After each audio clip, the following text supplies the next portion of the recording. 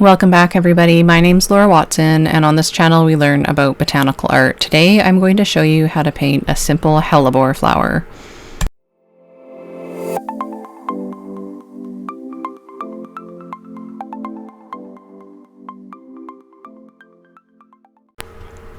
First, I mix up my colors. I'm mixing up a few different yellows for the center and then some reds and pinks and magentas for the flower color. And I always make sure I have all of my colors mixed up first before I start painting. This way my water doesn't dry out and I get the right paint consistencies so that my watercolor techniques work to the highest potential. I use an old brush so that I don't wreck my nice brushes when I'm mixing up my colors, and I usually squeeze my tube paint into pan so that I get more concentrated colors when I am mixing up my colors and I can see everything really nicely. Step 1 of my painting method is wet on dry, getting all the base shapes mapped in with color variation. This means that I fade out the colors and I create the darkest areas of the painting first, or anything like the center that needs a bit of texture. And I can also add in some mixed washes like I'm doing here so that some colors blend together. And then I like to keep this visible while I'm doing step 2 and 3 of my 3-step painting method so that I get a really nice, bright, organic looking watercolor look to my botanicals.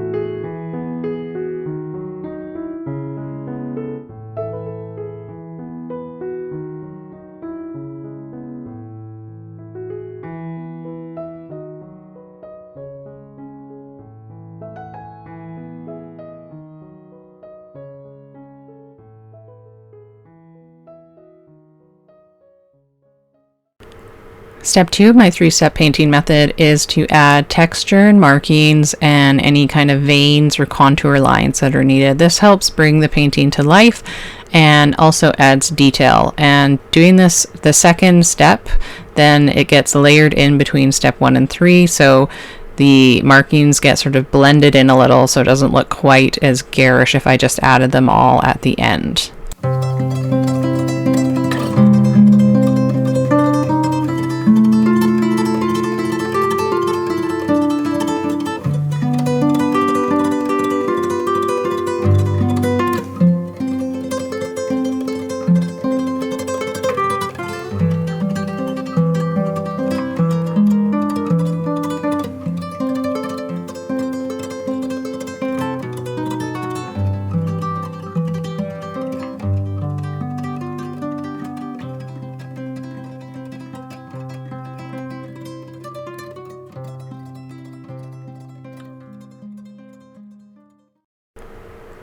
Step 3 is wet on dry again, blending it out. So this is like little mini graded washes everywhere and making sure that I keep lots of the bottom 2 layers visible, but I'm creating some higher contrast areas with very sort of creamy, high concentrated mixed paint on my palette, and then adding that in small areas and then rinsing my brush, dabbing it on a paper towel and blending it out, and doing this in a way that I create more shape and form to my painting.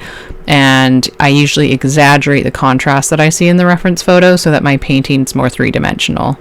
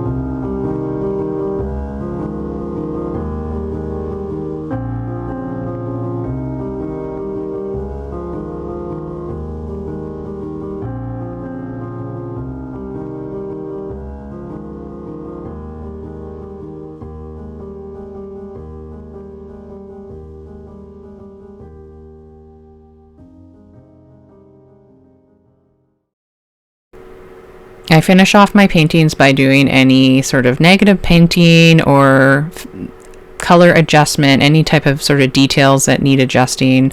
I finish that off at the end, so I'm just doing negative painting here to create a complex looking center with not too much work at all. And you can see I didn't use any masking fluid, and this has really come to life just as you add in that negative painting, and then around the edges painting that in so that it looks like I've got some little stamens sort of hanging out over my petals that I've painted. And I love how this turned out, and it's super fun to do.